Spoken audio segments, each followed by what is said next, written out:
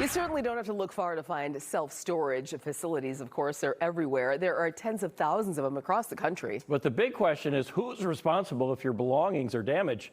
Jenna Sachs with what to know before renting in tonight's Contact 6 report. My stuff was there 3 weeks, a little over 3 weeks. When Sinatra Walker went to collect her belongings from Life Storage at Capitol and Holton in Milwaukee. This is where the rats bit into my machine.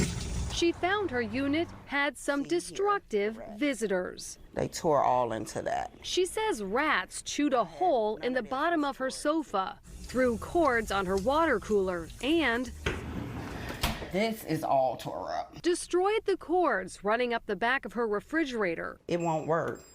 The operator of Life Storage says when this unusual increase in rodent activity was discovered, we immediately increased our pest control efforts. Contact 6 spotted bait boxes outside its facility. It's not fair to the customers.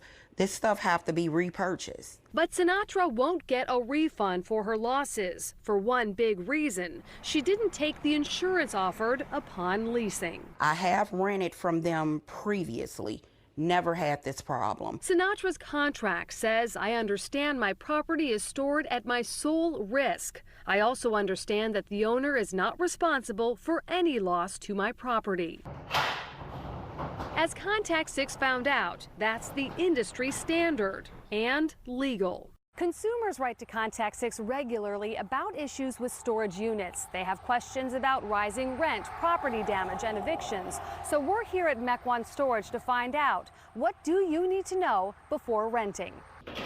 People, you should get insurance because you're not going to be protected by the storage operator. Chris Hitler is the owner of Mequon Storage, So these doors are spring loaded, so then you have to step on it and then, a business with zero complaints to the Better Business Bureau. put pallets on the floor to get it off the ground. Chris says before signing a lease, do an inspection of the facility. Is it clean? Is it well maintained? Most self-storage leases are month to month with automatic renewals, and there's no cap on how much facilities can raise rent once a lease expires. I would ask before you start renting, what are your rate increase policies? For us, we just do it once a year, generally in the January, February timeframe. Some companies do raise rents up to 3 times a year. Wisconsin statute says when you sign a rental agreement, the operator has a lien on all personal property stored.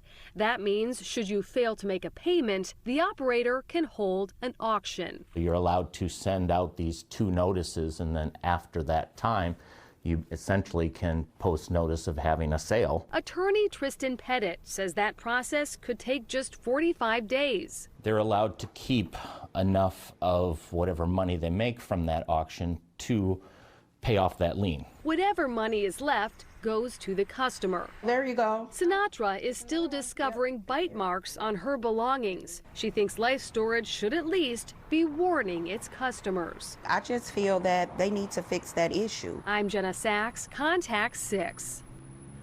Life Storage says it notifies impacted customers about increased rodent activity, like when the next door is found illegally storing food. Walker did have some plastic spice jars in her unit, but says they'd been emptied. If you have a storage unit, make sure your address is up to date so the business can always reach you.